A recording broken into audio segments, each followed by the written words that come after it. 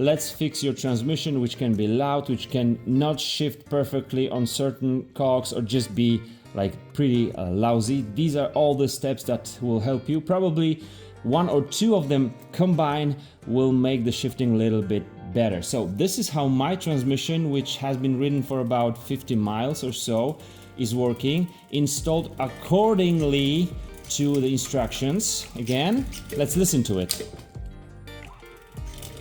Yeah, there is this chain sliding a bit on the cog pretty often.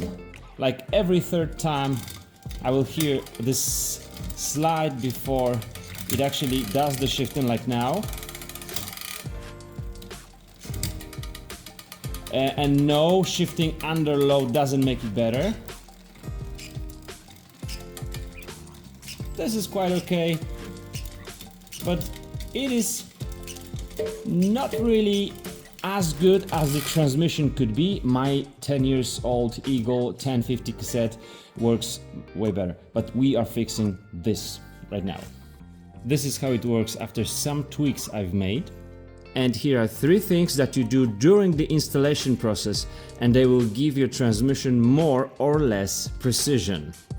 You probably just bought the bike with the transmission, so you didn't go through the installation process, but you can check those 3. Number 1, chain length.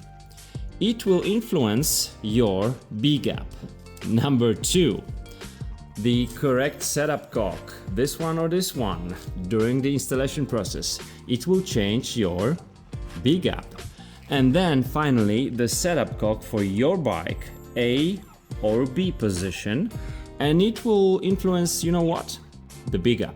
And so if your mounting bolt and your through axle on the other side have the correct torque and you have the correct chain line, the 3 things I'm talking about actually change the B gap, or how far or close the guide pulley is to the cassette.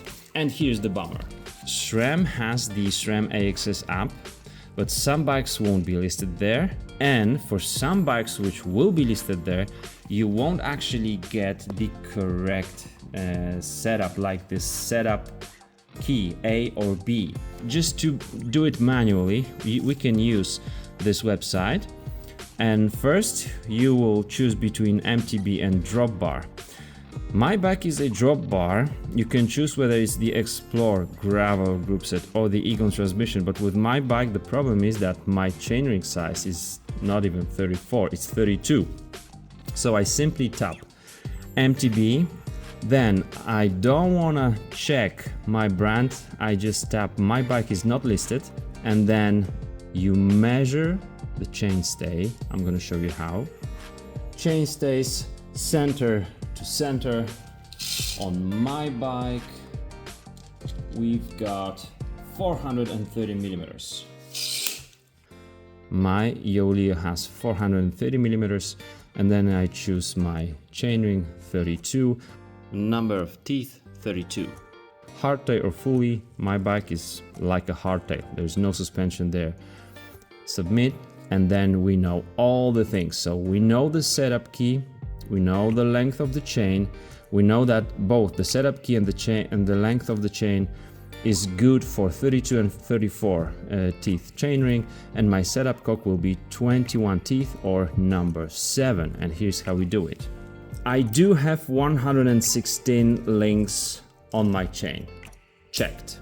After confirming my chain length, I'm gonna switch to the 7th gear, which is the setup cock according to what I've put manually. 1, 2, 3, 4, 5, 6, 7.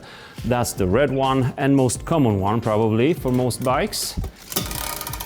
We are right there, and the last thing is setup key.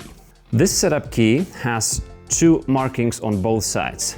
One is lower and will indicate a setup key, and the other one, if we reverse it, is higher and it will indicate the B letter right here. My bike in this setup should be in the A position, just like that. Right now the derailleur is in the shifting mode, so that's one of the modes.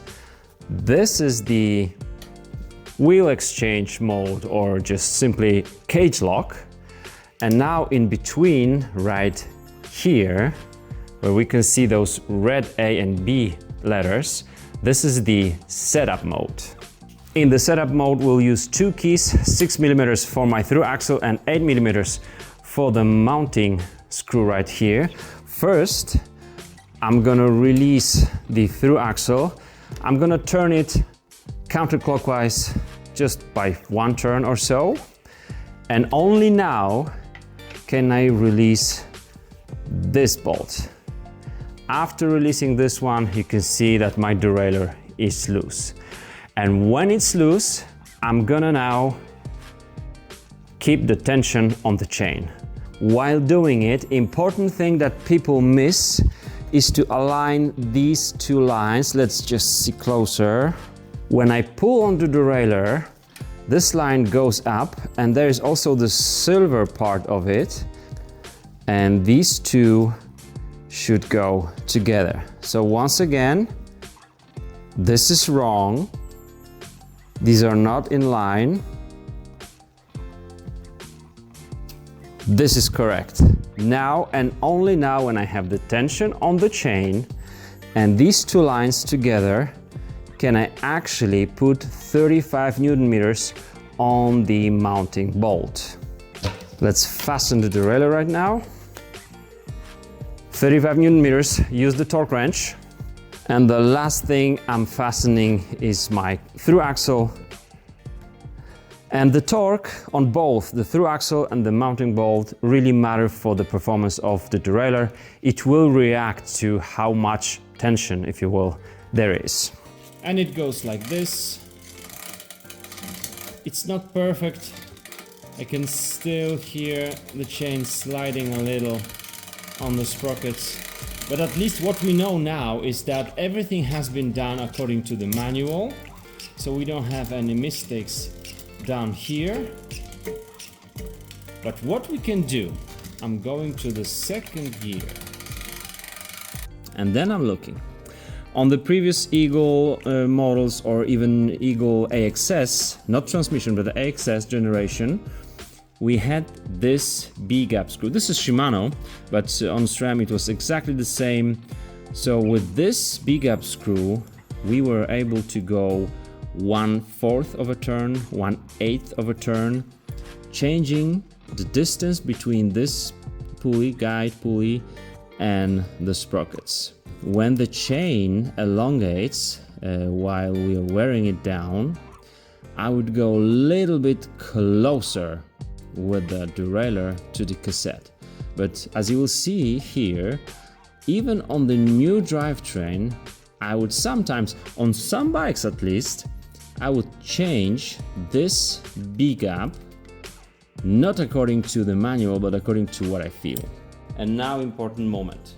First, I'm gonna loosen my through axle.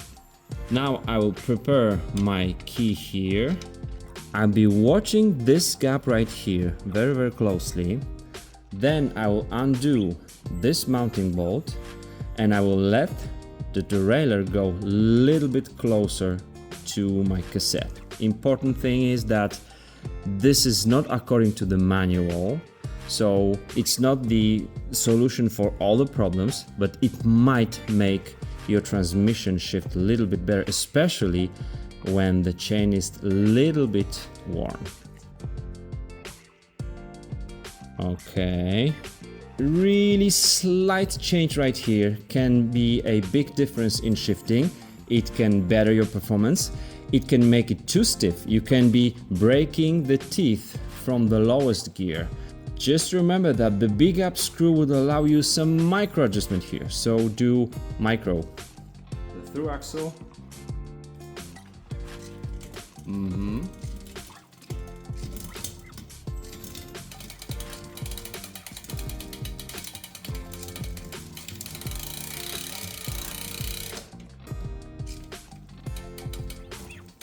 Better.